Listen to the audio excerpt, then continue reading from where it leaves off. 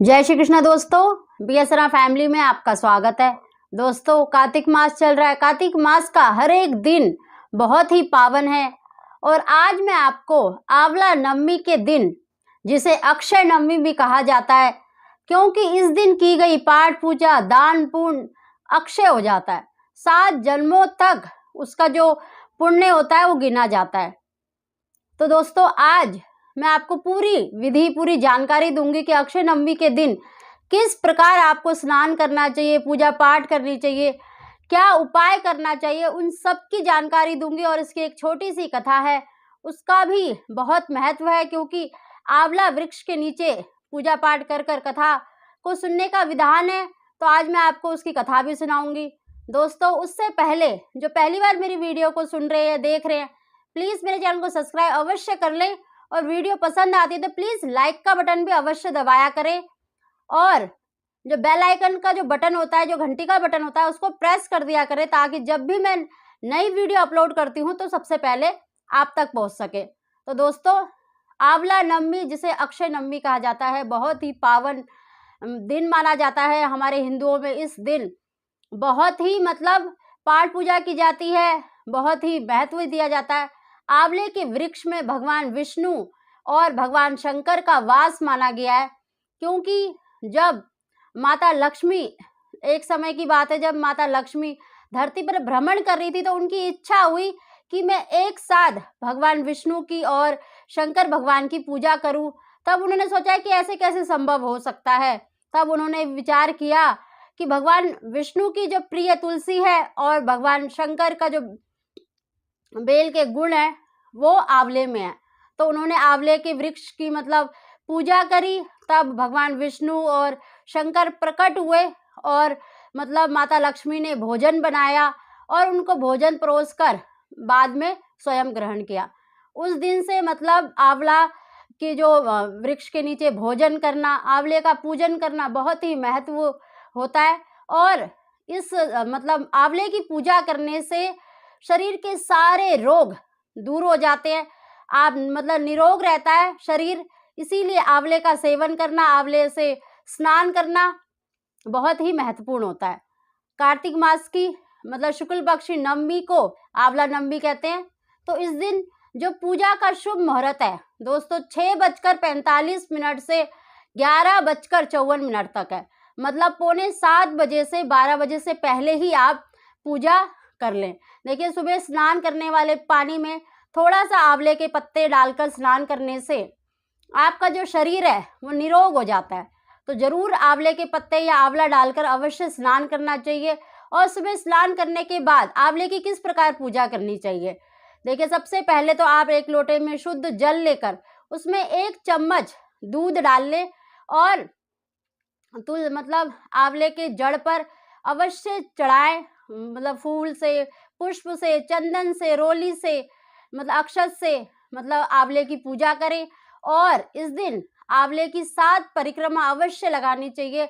ओम नमो भगवते वासुदेवाय नमः बोलते हुए और मोली लपेटते हुए, या कच्चा सूत होता है या जो मोली होती है लाल वाली, जिसे कलावा कहते हैं, उसको लपेटते हुए उसकी परिक्रमा अवश्य लगानी चाहिए। दोस्तों, इस दिन अगर आपके घर में आंवले का वृक्ष है तो बहुत अच्छा है, अगर नहीं है तो आप इस दिन आंवले का वृक्ष अपने घर पर अवश्य लगाएं। इससे भगवान विष्णु, माता लक्ष्मी और भगवान शंकर की कृपा प्राप्त होती है।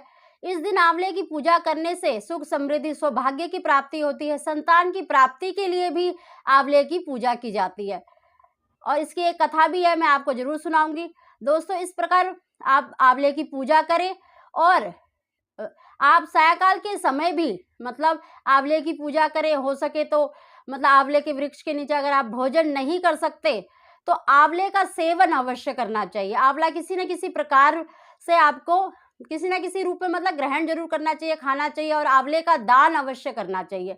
ये आपका विशेष उपाय है। अगर इस दिन करते हैं तो आपको अक्षय पुण्य की प्राप्ति होती है और साथ में सौभाग्य की प्राप्ति होती है, सुख, समृद्धि, पुत्र धन की प्राप्ति होती है। दोस्तों, इस दिन अगर आप सायंकाल के समय भोजन करते हैं अपने, अगर आपके पास जैसे वृक्ष है तो आप गमले को अपने घर में रख लें और उसी के मतलब वृक्ष को बीच में रखकर गमले को उसके आसपास बैठकर अपने मतलब परिवार के साथ भोजन करना चाहिए। उससे क्या होता है, आपका जो घर में सुख समृद्धि बनी रहती है, आपका शरीर निरोग रहता है। ऐसा मतलब किया जाता है और पूजन किया जाता है इस दिन। ये दिन बहुत ही पावन होता है दोस्तों। इसके नीचे पूजा करने के बाद आपको दीपक अवश्य जलाना चाहिए, शाम के समय भी दीपक जलाना चाहिए और इसकी कथा अवश्य सुननी चाहिए। दोस्तों इसकी एक कथा ये है कि एक समय काशी मतलब काशीपुरी में एक निसंतान दंपति रहते थे। उनको कोई संतान नहीं थी, तो जो उनकी जो वैश्य जो ब्राह्मण था, उसकी जो पत्नी थी, उसको एक दिन किसी पड़ोसन ने कहा कि तुम किसी बालक की मतलब आहुति दे दो, मतलब भैरव के नाम पर आहुति दे दो तो तुम्हें संतान की प्राप्ति हो जाएगी। उसने अपने पति से कहा, पर वैश्य ने बिल्कुल मतलब मना कर दिया कि ऐसा बिल्कुल नहीं करना चाहिए। उसने इससे लेकिन जो उसकी जो पत्नी थी, उसके दिमाग में ये चीज़ घूम रही थी। वो इसी मौके की तलाश में थी कि कोई उसको ऐसा मतलब कोई लड़की लड़का मिल जाए जिसकी वो मतलब बलि दे सके। तब उसने एक दिन उसे एक लड़की मिली, उसने कुएं पर उसको धक्का दे दिया, मतलब कुएं में गिराकर उसको मार दिया और भैरव भगवान की मतलब नाम से, देवता के नाम से बलि दे दी। तो हुआ उसका उल्टा ही हो गया। उसके पीछे जो वो लड़की जो कन्या थी जिसको उसने आहुति दी थी, जिसको मारा था, उसकी जो प्रेत आत्मा थी उसके पीछे लग गई और उसके पूरे शरीर पर कोढ़ हो गया, मतलब कोढ़ हो गया पूरे शरीर पर। वो दुखी रहने लगी। तब उसने उसके पति ने पूछा कि तुमने ऐसा क्या किया जो तुम अचानक से तुम्हारे शरीर पे इतना कोढ़ हो गया है और तुम इतना मतलब चिल्लाती रहती हो। तब उसने पूरी बात बताई कि ऐसे मैंने किसी लड़की को कुएं में धक्का दे दिया था, तो उसकी आत्मा मेरे पीछे लग गई है। तब उसने कहा ब्राह्मण ने कि गौ हत्या, ऐसे मतलब बलि चढ़ाना और बाल कन्या की मतलब किसी की हत्या देना, उसके लिए तो पूरी धरती पर कोई मतलब क्षमा नहीं है, कोई वो उसके लिए कोई क्षमा याचना नहीं है, उसे तो नरक में भी जगह नहीं मिलती।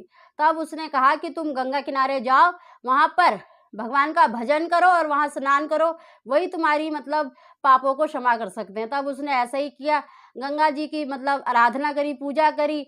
तब गंगा मैया ने उसे कहा कि तुम कार्तिक मास के शुक्ल पक्ष की आंवला नवमी के दिन आंवले की पूजा करो, तब तुम्हें रोग से मुक्ति मिलेगी। तब उसने ऐसा ही किया। उसने जो व्रत किया, पूजन किया पूरी विधि विधान से, तब उसे अपने रोग से मुक्ति मिली और कुछ समय बाद उसको मतलब पुत्र की प्राप्ति हुई। तो दोस्तों ये कथा है, इस कथा का श्रवण अवश्य करना चाहिए और इस दिन आंवले की पूजा अवश्य करनी चाहिए। देखिए मैंने आपको पूरा शुभ मुहूर्त बता दिया है, इसकी कथा भी बता दी है, तो आप इसको अवश्य श्रवण करें। और खास उपाय जो मैं कह रही थी, तो खास उपाय ये है दोस्तों कि इस दिन आप मतलब आंवले का अगर आपके पास वृक्ष है तो बहुत अच्छा है, नहीं तो अगर आपके आसपास कोई वृक्ष है आंवले का तो वहाँ जाकर भी आप कर सकते हैं। देखिए आपको ना जो आंवले का वृक्ष है उसमें रोली से या चंदन से या फिर हल्दी से मतलब या चंदन या रोली से किसी से भी आप थोड़ा सा उसको गंगा जल से घोलकर अगर आप उस वृक्ष पर स्वस्तिक बना दें और जो कच्चा सूत या जो मोली है उसको मतलब 7 परिक्रमा, वैसे तो 108 परिक्रमा का भी विधान है, कहते हैं कि 108 परिक्रमा लगाने से अक्षय पुण्य की प्राप्ति होती है, लेकिन आप 7 परिक्रमा सूत लपेटते हुए मतलब ओम नमो भगवते वासुदेवाय बोलते हुए अगर ऐसा करते हैं तो आपके घर में सुख समृद्धि माँ लक्ष्मी का वास होता है। तो इस दिन आप अवश्य मतलब आंवले की पूजा करें, आंवले का दान करें और आंवले का सेवन अवश्य करें।